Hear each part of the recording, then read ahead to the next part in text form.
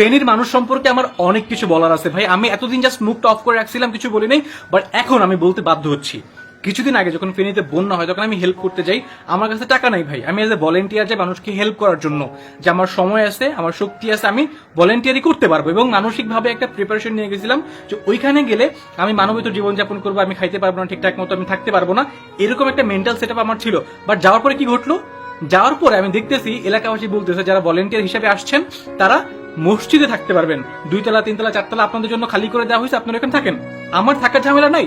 আমার মতো যারা ভলেন্টিয়ার হিসেবে গেছিল তারা সবাই মসজিদে থাকতে পারছে। আমি বুঝলাম ঠিক আছে, থাকতে দিছি, ইটস ওকে।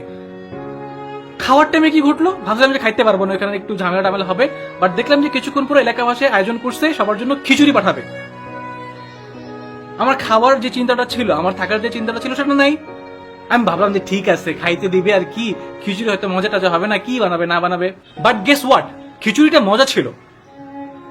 একটু পর্যন্ত আমি নিতে পারছি যে ইটস ফাইন, ওকে, যে একটু করতে পারে, প্যারা নেই, আমরা হেল্প করতে গেছি, আমাদেরকে তারাও হয়তো বা সহানুভূতি দেখাইতেছে।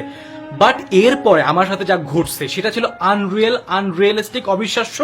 এটা হইতে পারে না, এটা এটা এটা ঘটতে পারে না। আমরা ভেলা নিয়ে বের হই ত্রাণ দেওয়ার জন্য, ঠিক আছে, বোট ছিল না, বোটের একটা সংকট ছিল, যার কারণে ভেলার উপরে ত্রাণ নিয়ে ঠেলতে ঠেলতে আমাদের যেতে হবে। এবং আমাদেরকে বলা হয় পানি হবে বুক পর্যন্ত ম্যাক্সিমাম, এর থেকে বেশি পানি হবেই না। আমরা বের হয়ে গেছি, ফাইন। আমাদের সবার ফোন ছিল ভেলার উপরে, এবং একটা পর্যায়ে পানি এত বেড়ে যায় যে আমরা মানে এতটুকু পর্যন্ত পানি হয়ে যায়, মানে 1.5 তলা পর্যন্ত ডুবে গেছে এলাকাবাসী, ঠিক আছে। তো ওইখানে মনে করেন যে মাটি পাওয়ার কোনো সম্ভাবনা নাই, এবং ওইখানে আমরা ভাসতেছি লিটারেলি, সাঁতার কাটতে কাটতে কেমন ঠেলতে ঠেলতে যেতে হচ্ছে, এরকম একটা সিচুয়েশন। ওইরকম সিচুয়েশনে আমার ফোনটা পড়ে যায় পানিতে। ফাইন, মেনে নিচ্ছে যে এখন কেয়ার করার, ন্যাচারাল ডিজাস্টার, কিছু করার নাই, ফোন গেছে তো কি করার, মানুষই মারা যাচ্ছে যেখানে সেখানে, আমার ফোন আর কি। আমার একটা ছোট্টখাট্ট একটা গরিবের আইফোন ছিল। ফাইন, কাজ করলাম, হেল্প টেল্প করলাম, ঢাকায় চলে আসলাম।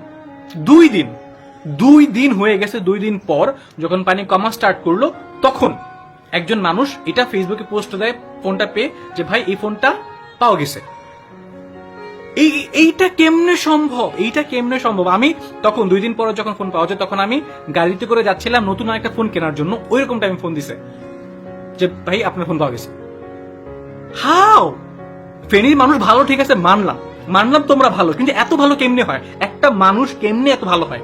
আমি কুমিল্লা, ফেনী, নোয়াখালী, তারপর হচ্ছে চাঁদপুর, লক্ষ্মীপুর, এইসব সম্পর্কে, মানে আপনাদের সম্পর্কে যে ধরনের কথাবার্তা শুনতাম তার সম্পূর্ণ বিপরীত ঘটে গেছে।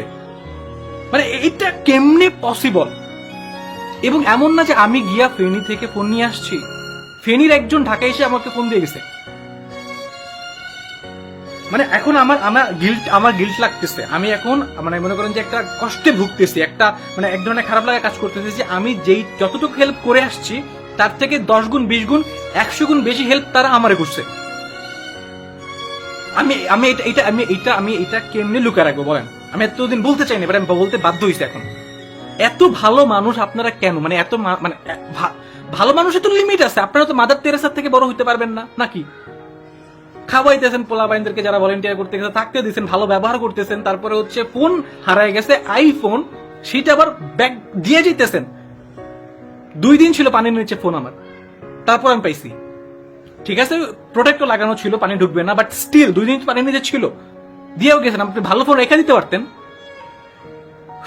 ক্লান্ত হয়ে গেছে আপনাদের প্রশংসা করতে করতে। মিয়া এত ভালো মানুষ কেমন হয়? চুম্মা।